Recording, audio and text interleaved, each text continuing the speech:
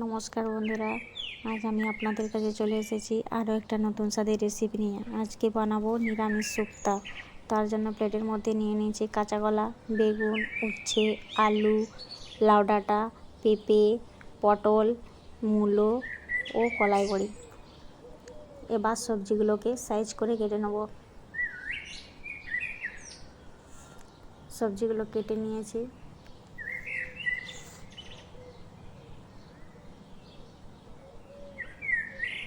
এবার চুলোর উপরে কড়াই বসিয়ে নিয়ে তার মধ্যে তেল দিয়ে দিয়েছি। এর মধ্যে দিয়ে দেবো কলাই বড়ি।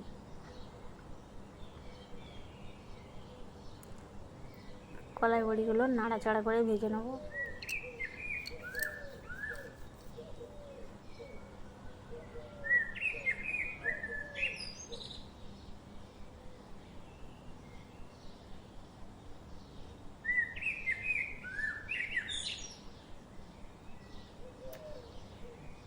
কলাই বড়িগুলো লাল লাল করে ভেজে নিয়েছি, এবার তুলে নেব। এবার এর মধ্যে দিয়ে দেবো উচ্ছেটাও নাড়াচাড়া করে ভেজে নেব। তো উচ্ছেটাও লাল লাল করে ভেজে নিয়েছি। এবার এই উচ্ছে ভাজা তেলটা তুলে নেব।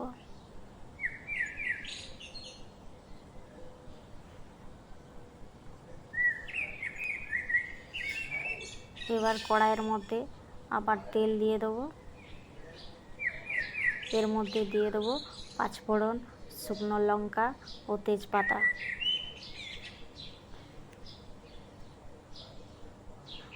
তার মধ্যে দিয়ে দেবো কেটে রাখা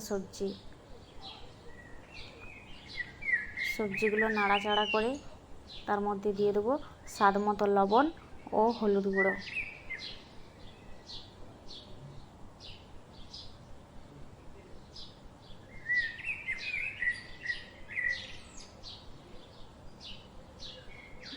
এবার নাড়াচাড়া করে সবজিগুলো ভেজে নেব।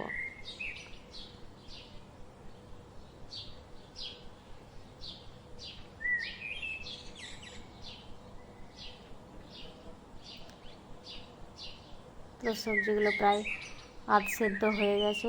এবার এর মধ্যে দিয়ে দেবো আদা বাটা, জিরে গুঁড়ো,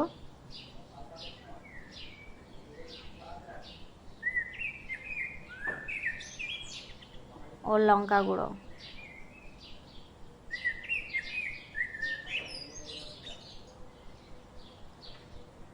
এবার ভালো করে কষিয়ে নেব।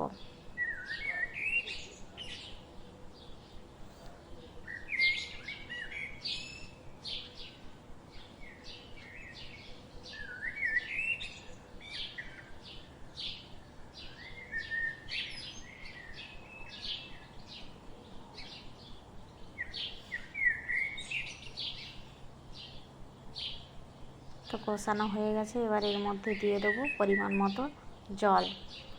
এর মধ্যে দিয়ে দেবো ভেজে রাখা উচ্ছে ও ভেজে রাখা কলাই বড়ি।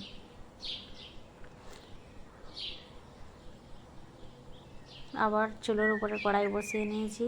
এর মধ্যে দিয়ে দেবো অল্প পরিমাণে গোটা জিরে, গোটা ধনে, কালো সরষে, মৌরি, পোস্ত, চন্দনী, মেথি পাতা ও শুকনো লঙ্কা। এবার নাড়াচাড়া করে ভেজে নেব।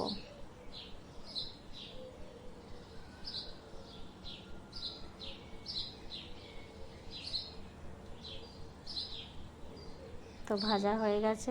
এবার মিক্সার জারের মধ্যে নিয়ে ডাস্ট করে নেব। তো ডাস্ট করে নিয়েছি। এবার এই শুক্তার মধ্যে দিয়ে দেবো। এবার গ্যাস অফ করে দিয়েছি।